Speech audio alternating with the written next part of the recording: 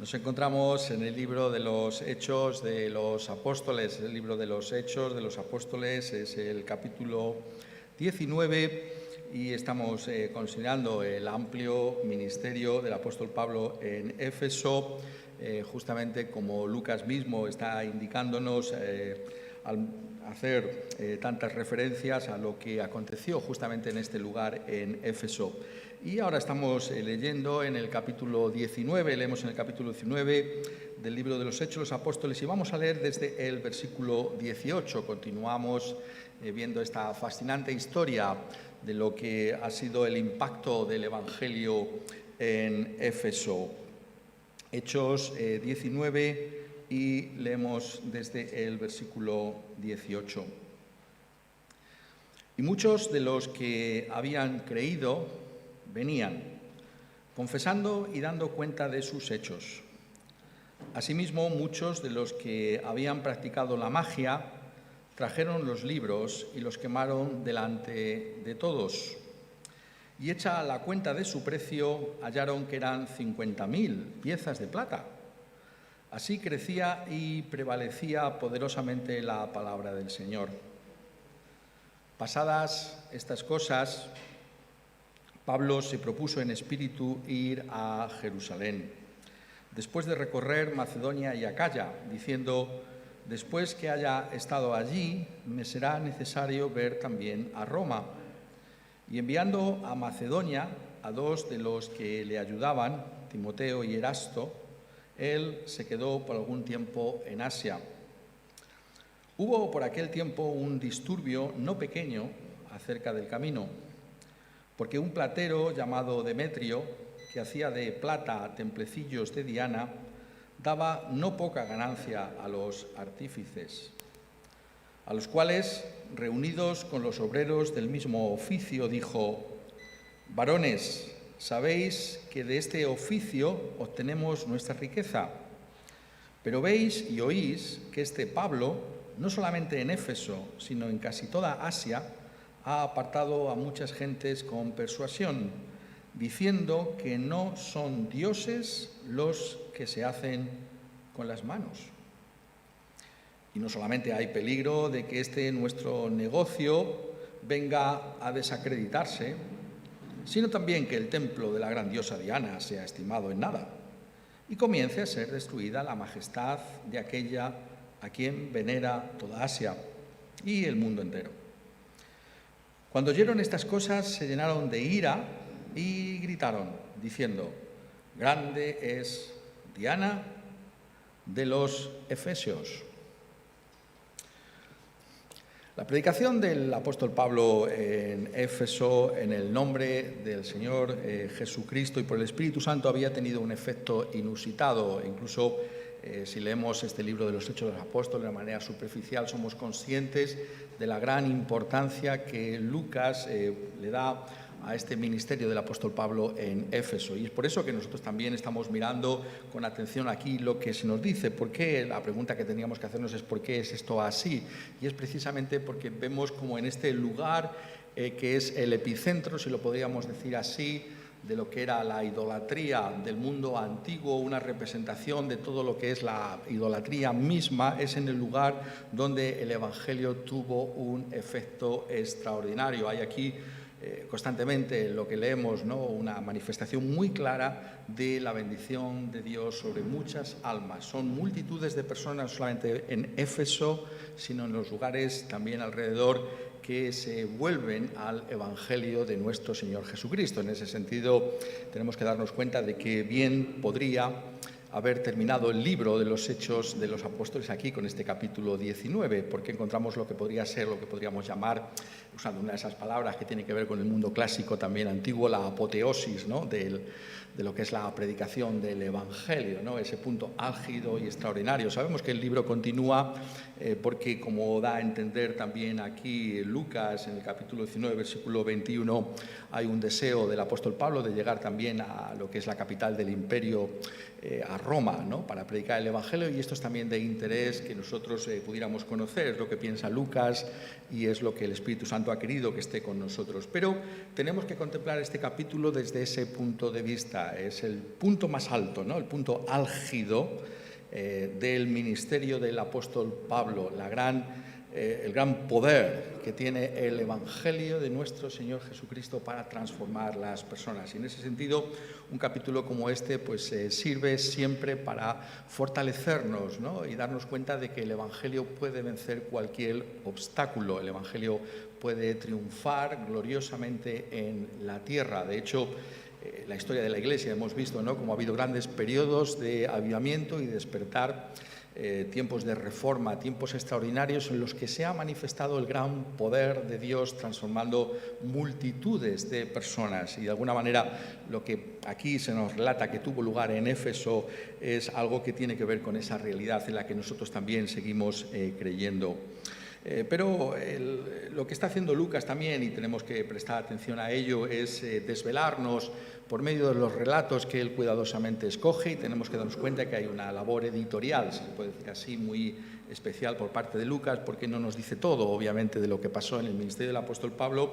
Tenemos que darnos cuenta que en lo que elige está buscando unos propósitos, ¿no? Y por tanto tiene que ser leído desde ese punto de vista. Y si recordáis lo que ha dicho en la parte anterior del libro de los Hechos, los apóstoles lo que ha ido seleccionando es mostrándonos como si fuera ejemplos, ¿no? Que son instructivos incluso para el día de hoy, para cada uno de nosotros, acerca de lo que es el Evangelio. Y aquí tenemos esa confrontación final con esa cuna, si lo podemos decir así, del paganismo. ¿Por qué? Porque este es nada más y nada menos que el lugar en el que se da culto a la diosa Diana, también conocida como Artemisa, una de las grandes diosas de la antigüedad. La imagen misma era realmente algo pequeño, ¿no? Algo quizás insignificante. Posiblemente sería una especie de meteorito que había caído del cielo, por lo que se dice en el versículo 35, cuando dice: entonces el escribano, cuando había apaciguado a la multitud, dijo: varones efesios, ¿y quién es el hombre que no sabe que la ciudad de los efesios es guardiana del templo de la gran diosa Diana y de la imagen venida de Júpiter, ¿no? Júpiter, el planeta Júpiter, quiere decir que viene del cielo, es una especie de meteorito, y empezó a ser adorado como tal, quizás una escultura, ¿no? Con forma de diosa, que tenía varias representaciones, ya fuera en Grecia o ya fuera en Asia, ¿no? La representación era distinta, pero es la misma diosa. Y si el culto a la diosa estaba extendido, especialmente en Éfeso y en sus alrededores, lo que realmente concitaba la atención de todos era el templo, ¿no? El templo de Diana de los Efesios. ¿Por qué? Se le considera una de las maravillas del mundo antiguo. Era de mármol blanco y aparentemente tenía unas medidas extraordinarias: 130 metros de largo, 67 de ancho, 127 columnas y eran de unos 18 metros de altura. Y por tanto era un edificio imponente, un edificio que estaría en la parte más alta, ¿no?, de la ciudad de Éfeso, y las excavaciones arqueológicas pues han puesto de manifiesto que realmente era algo que se encontraba en la cima de uno de los montes que domina la ciudad misma de Éfeso. Esto es realmente lo que era considerado como esa cima, nunca mejor dicho, de lo que es el paganismo. No solamente la diosa Diana, sino el templo de la diosa Diana.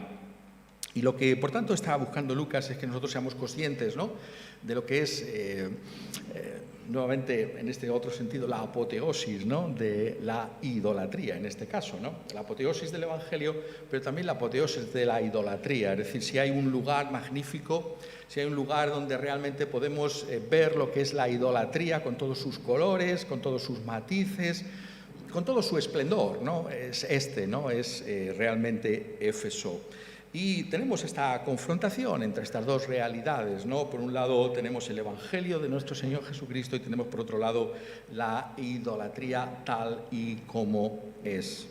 Pues bien, lo que hace Lucas, ¿no?, y esto ciertamente tiene que ver con lo que así aconteció. Lucas estoy diciendo que selecciona aquello que le parece adecuado, pero obviamente está seleccionando de cosas que acontecieron realmente así, ¿no? Este gran alboroto, este gran movimiento de masas de personas en defensa de Diana de los efesios, precisamente por lo que veían una amenaza, ¿no?, que había venido allí a Éfeso por causa de la predicación del Evangelio, por causa de las multitudes de personas que se habían convertido.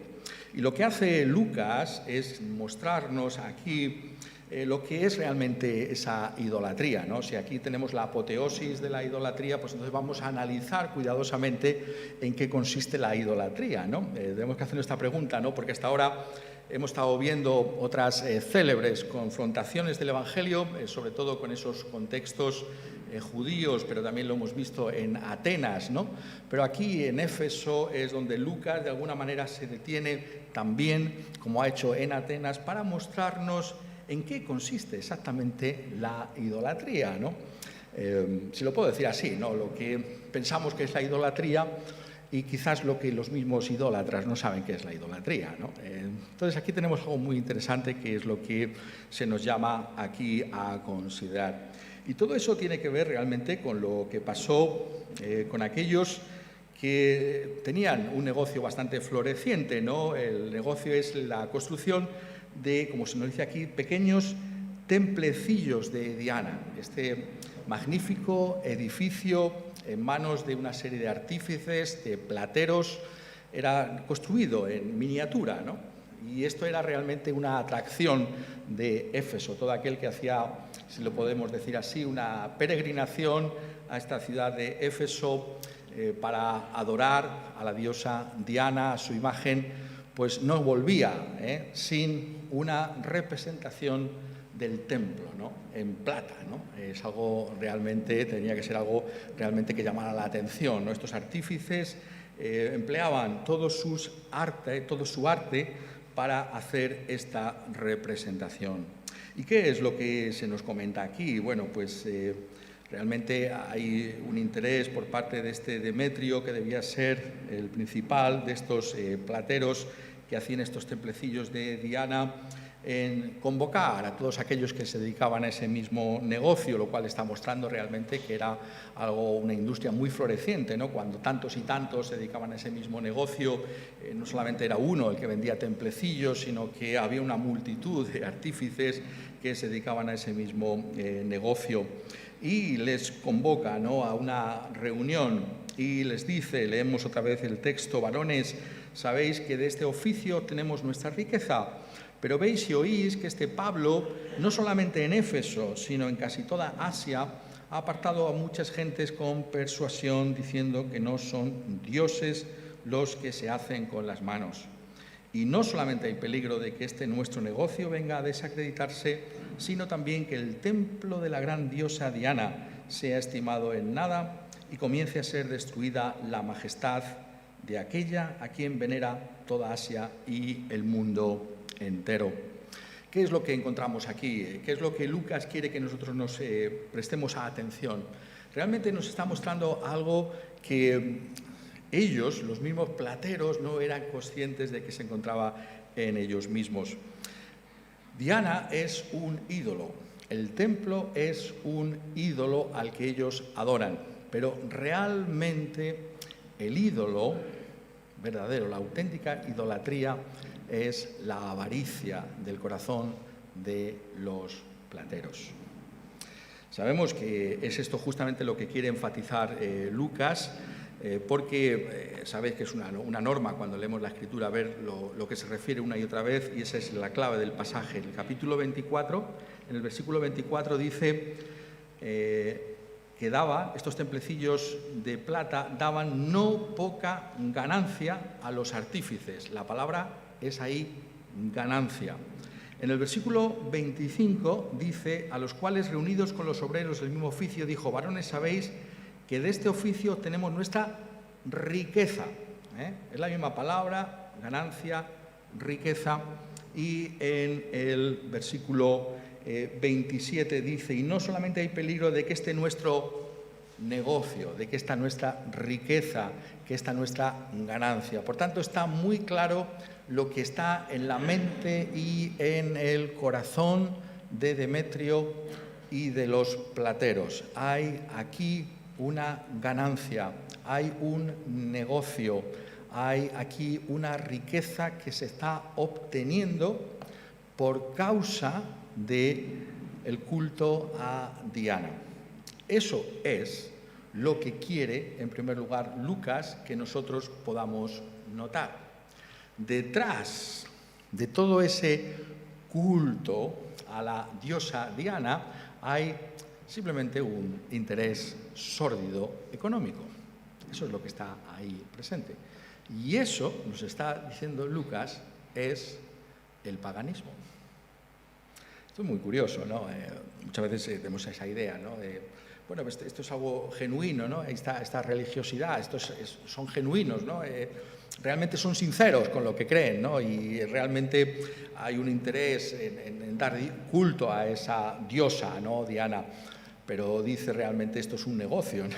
Lo que hay detrás de la idolatría de Diana es un negocio floreciente, un negocio que por causa de la predicación del Evangelio de Pablo puede quedar en nada, puede venirse al traste, porque son tantos y tantos los que se han convertido en Éfeso y alrededor de Éfeso, en toda Asia, en esa provincia romana de Asia, que realmente esto se va a venir al traste, esto realmente va a dejar de ser un negocio, porque van a ser pocos los que compren estos templecillos de plata, van a ser pocos los que tengan interés en esto que está teniendo lugar aquí, este negocio que nosotros estamos realizando hasta ahora. Y lo que está haciendo Lucas, ¿no? Y lo que hace la Escritura es mostrarnos por medio de esta realidad, ¿no? Que podemos identificar de muchas maneras en este mundo caído, ¿no? La realidad de la codicia y de la idolatría, que es, estamos diciendo, la avaricia, lo que muchas veces pasa con nuestros propios corazones.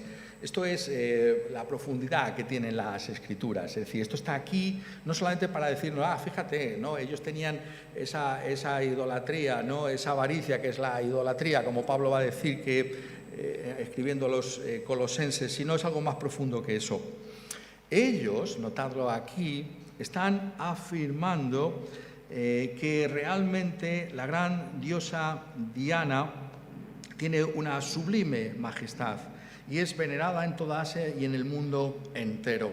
Hay una idolatría en su corazón referida hacia ese ídolo que es Diana, pero lo que está diciéndonos Lucas, y esto es lo que nosotros tenemos que notar, es que realmente su ídolo no era Diana de los Efesios, sino la avaricia.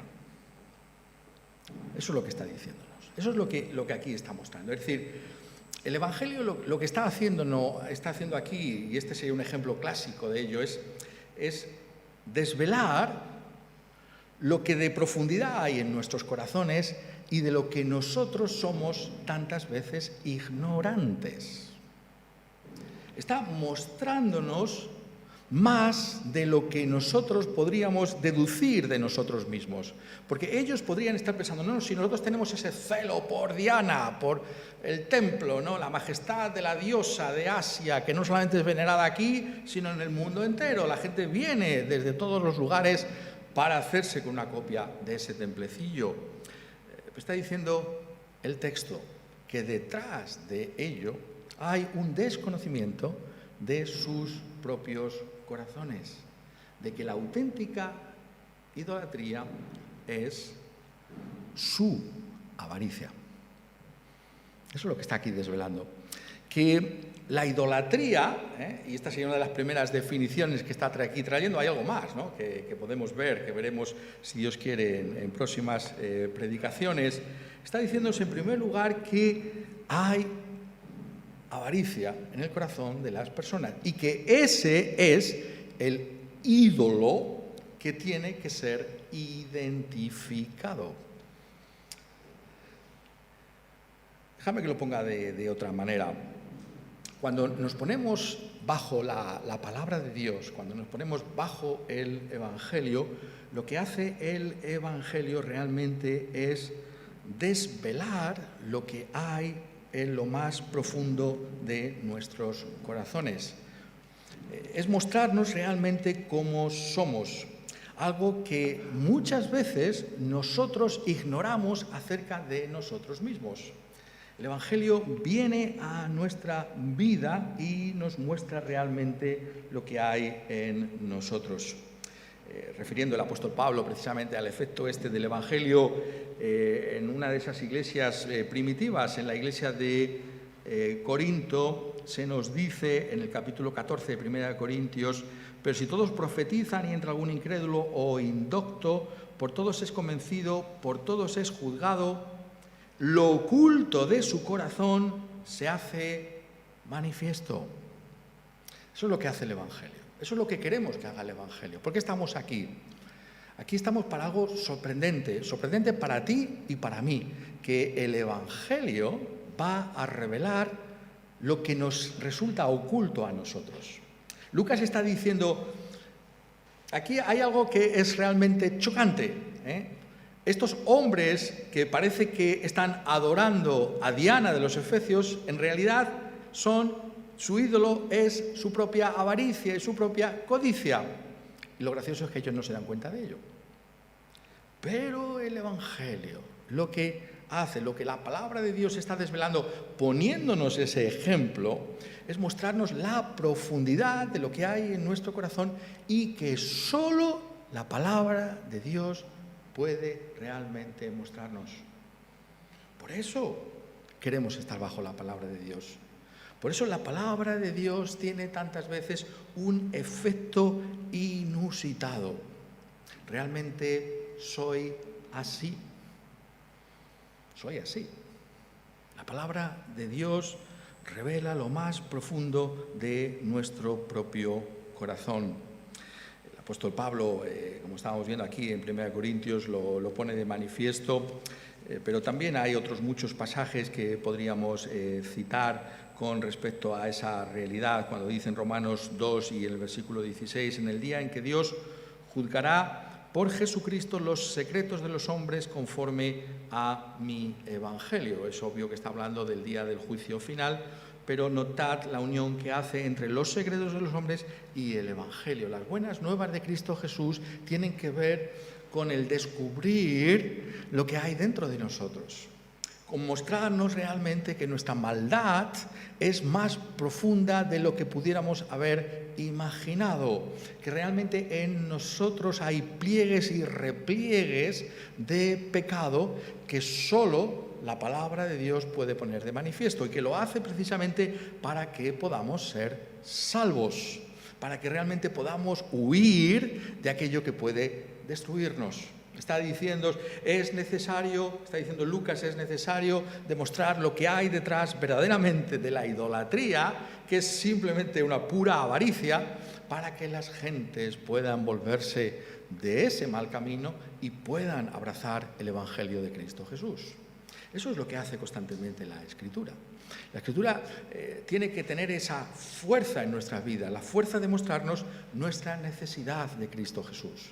No es simplemente que tú eres consciente de tu propio pecado, la palabra va mucho más allá de lo que tú ves en tu vida y te muestra cosas que tú no conocías acerca de ti mismo. Y dice, pero realmente no me había dado cuenta de la profundidad del pecado hasta este momento. No había visto realmente hasta qué punto los tentáculos del pecado, hasta qué punto las raíces del pecado están lo más profundo, enraizadas en lo más profundo de mi alma. Pero eso es lo que está aquí mostrando, porque ellos ni siquiera son conscientes de ello. Ellos no son conscientes de esa avaricia, pero esa es la auténtica idolatría. Eso es lo que va a decir el Nuevo Testamento. No que no haya otras formas y otros modos de definición de lo que es la idolatría, pero está llamando nuestra atención sobre esa forma tan sutil en la que se manifiesta la idolatría. Y en ese sentido, un pasaje como este tiene algo que decirnos a todos. Tiene realmente un componente de reto para todos y cada uno de nosotros.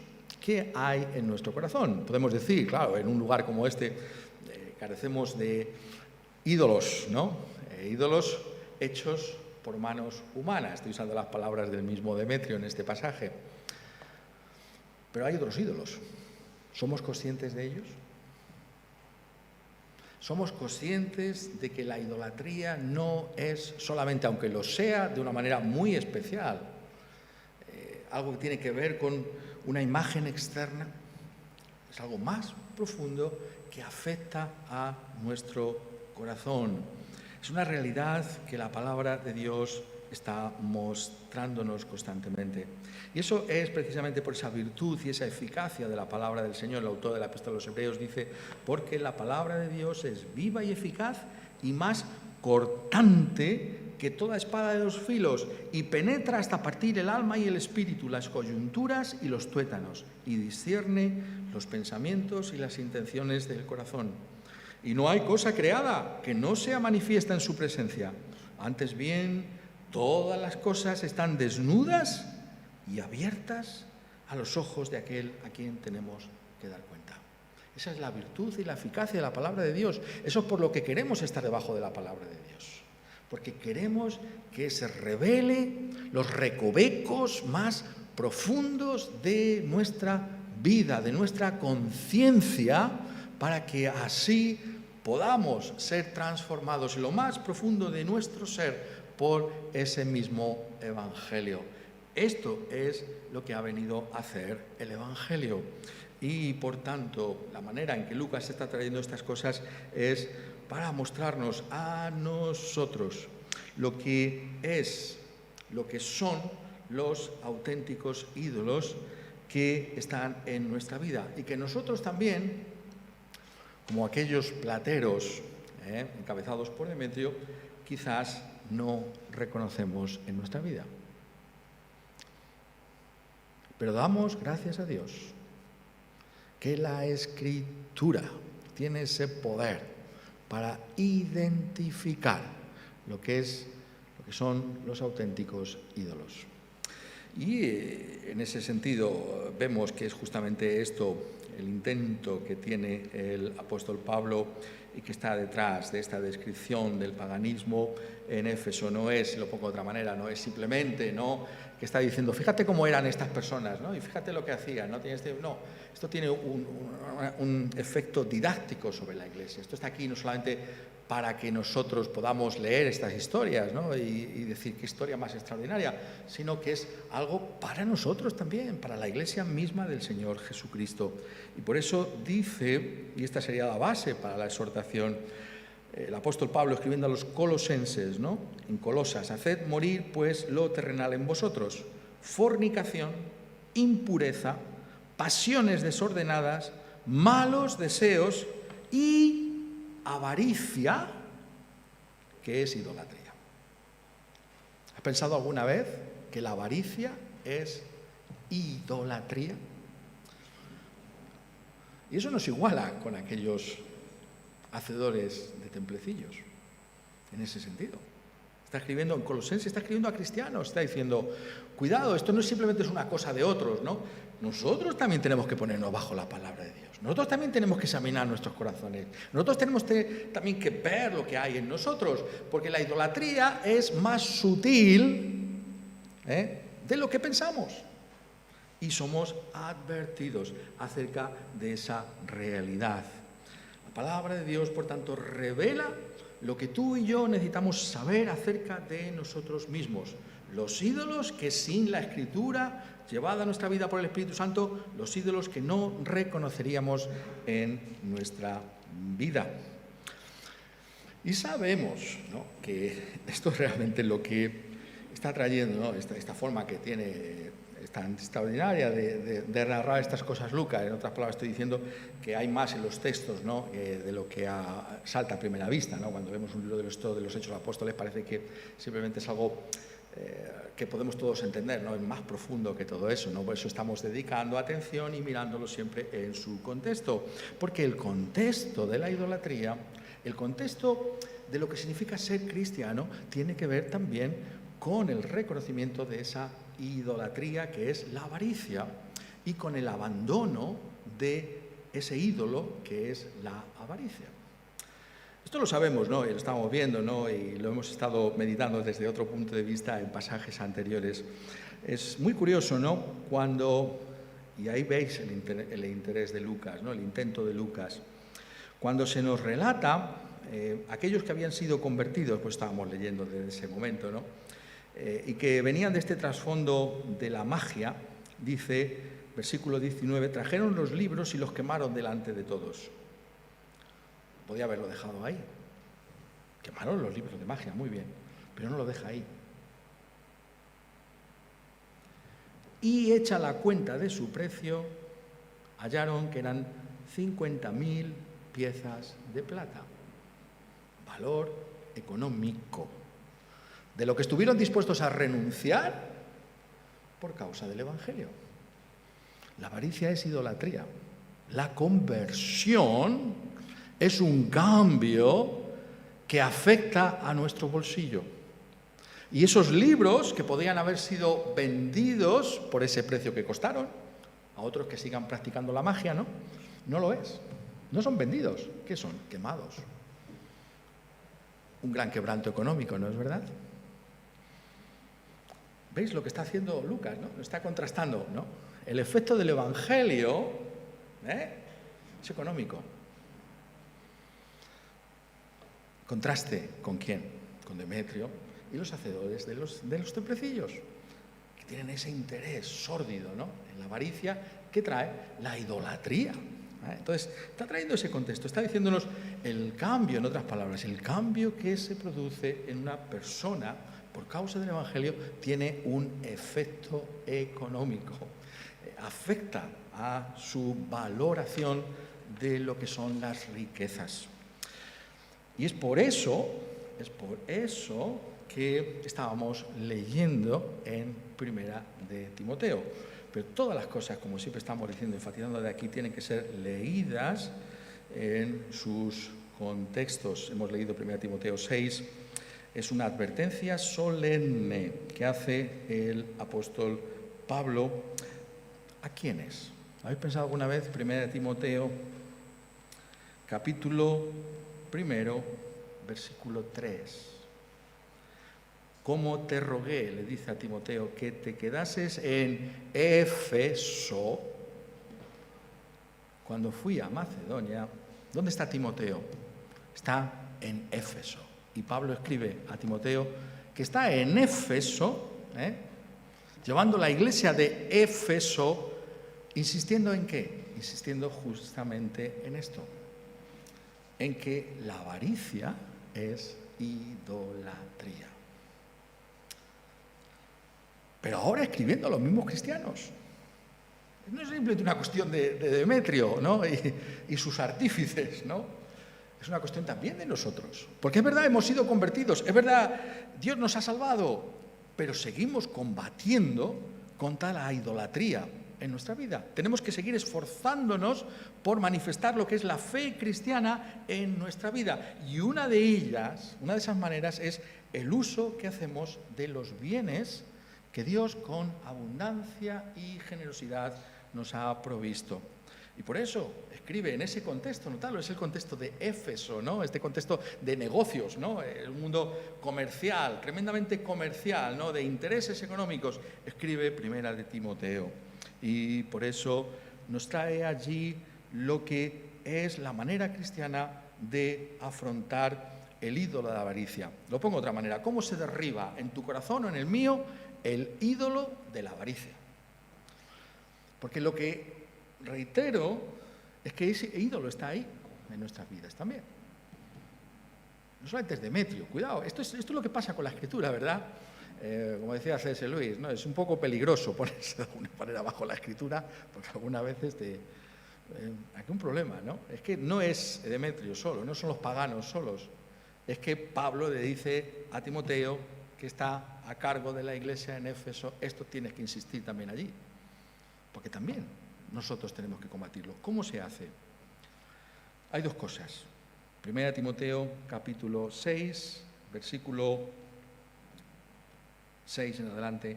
Gran ganancia, o sea, la ganancia de los templos.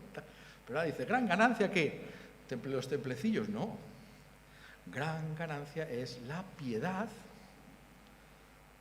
acompañada de contentamiento. La Piedad es tener en cuenta a Dios, básicamente, significa la palabra, ¿no? Una vida en la que tú tienes en cuenta a Dios, no solamente es tú y tú, ¿no? Una referencia a ti mismo, ¿no? Si tienes en cuenta a Dios, ¿qué implica? Implica una vida de contentamiento. ¿El contentamiento qué significa? Ser conscientes de las cosas tal y como son.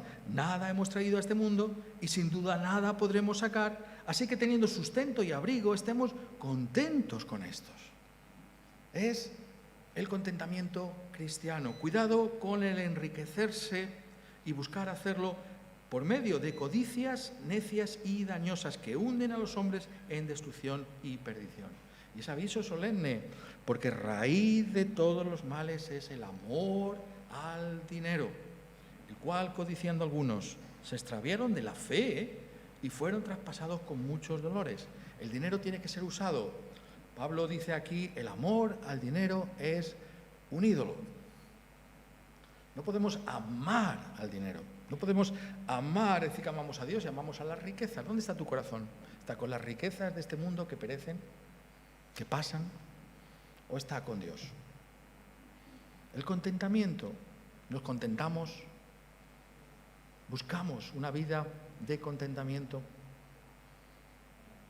porque existe la tentación de enriquecerse por medio de engaños y de codicias que pueden hundirnos. Incluso dice aquí, algunos se extraviaron de la fe, precisamente por ese amor al dinero. ¿Es solemne lo que está diciendo? Ese sería el primer antídoto. Pero no solamente es un antídoto, es también un nuevo modo de vida. ¿Cómo se combate el ídolo de la codicia y de la avaricia? Tenemos que adoptar un nuevo modo de vida. Eso es lo que dice aquí Pablo escribiendo a Timoteo en Éfeso.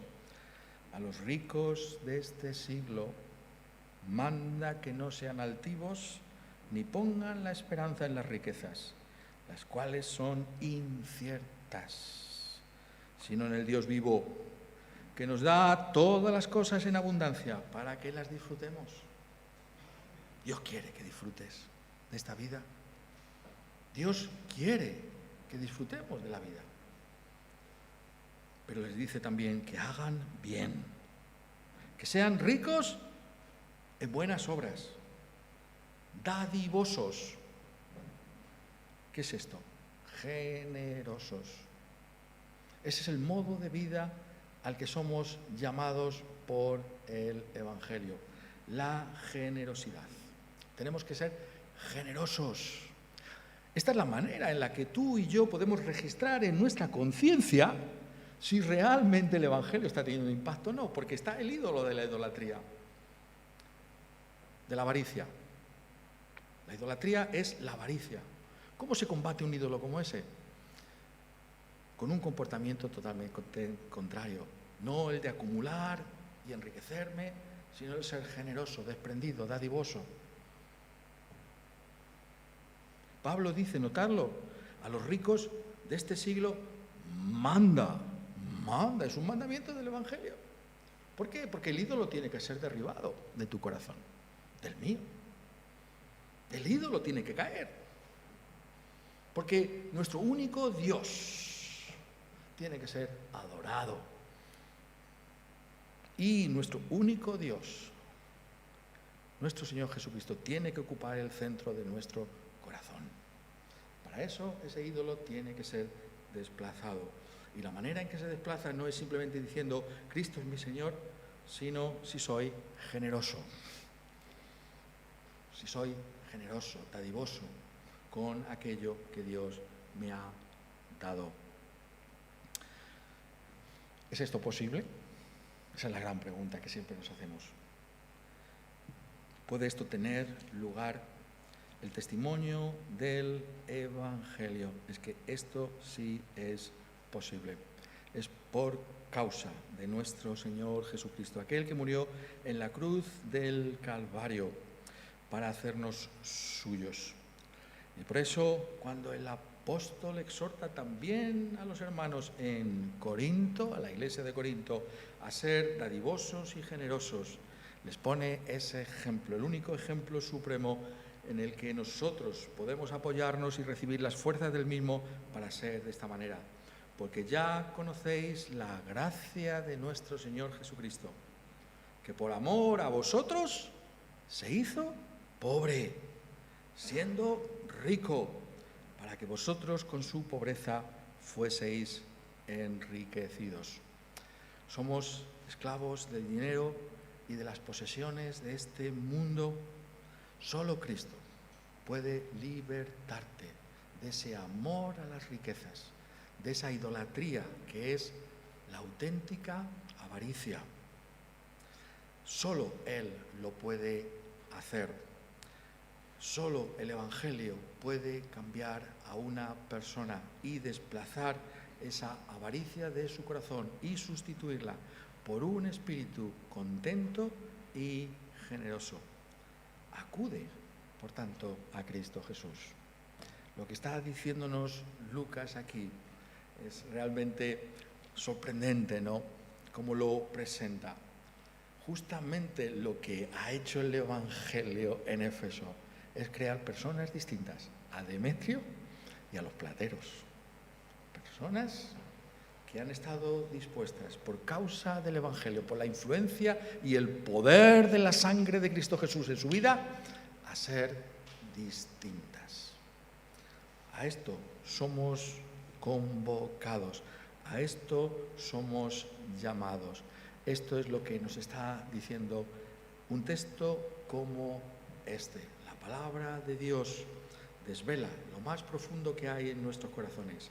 No son solo los plateros los que tienen que escuchar la palabra del Evangelio. Somos también nosotros, la Iglesia, la que tenemos que escuchar estas cosas para seguir siendo transformados conforme a la imagen de nuestro Señor Jesucristo, para que finalmente algún día ese ídolo, todos los demás ídolos que pueda haber en nuestra vida, puedan ser derribados y solo Jesús sea Señor nuestro. Quiera Él, por tanto, que el Evangelio pueda tener esa influencia y ese poder en tu vida y en la mía, para que podamos decir, he aquí el gran poder de Dios, he aquí el gran poder de ese camino, el camino que lleva al cielo. Que Dios reciba toda gloria por ese Evangelio. Amén.